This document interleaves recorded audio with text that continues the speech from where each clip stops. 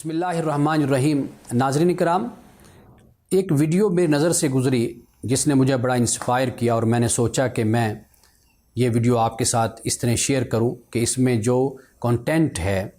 جو اس میں آئیڈیا اور تھیم بیان کیا گیا ہے وہ میں آپ کے سامنے رکھوں۔ یہ ویڈیو بنائی گئی ہے دور عثمانیہ کے حوالے سے کہ اس دور میں یہ طریقہ کار اختیار کیا گیا تھا کہ وہ تنور یا ہوٹل یا ریسٹورنٹ جو بھی ہے، وہاں پہ جو شخص جاتا تھا اپنی ضرورت کی روٹیاں یا چپاتیاں لیتا تھا تو وہ 2 پیسے زیادہ دے کر 2-4 چپاتیاں ایک ٹوکری میں رکھوا دیتا تھا، اور جو ضرورت مند ہوتا وہ وہاں سے مفت اپنی ضرورت کے مطابق روٹیاں اٹھا کر لے جاتا تھا۔ اور یہ سلسلہ ایسا تھا کہ جو شخص بھی آسودہ حال ہوتا اور وسعت رکھنے والا ہوتا تو وہ وہاں پہ جا کر اپنی ضرورت کی چپاتیاں لیتا، لیکن پیسے زیادہ ادا کر دیتا اور کہہ دیتا کہ اس ٹوکری میں آپ میری طرف سے 2 یا 4 روٹیاں وہ اس میں آپ رکھ دیں۔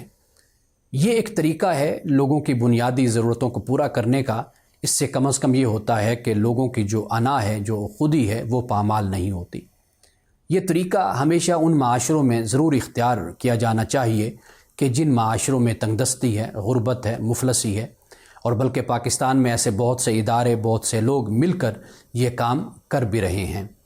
اور یہ بات یاد رکھیے کہ یہ کام مستقل نہیں ہوتے، یعنی ہمارا اصل جو مقصد اور ہماری اصل جو منزل ہونی چاہیے وہ یہ ہونی چاہیے کہ جو سیدنا عمر بن عبدالعزیز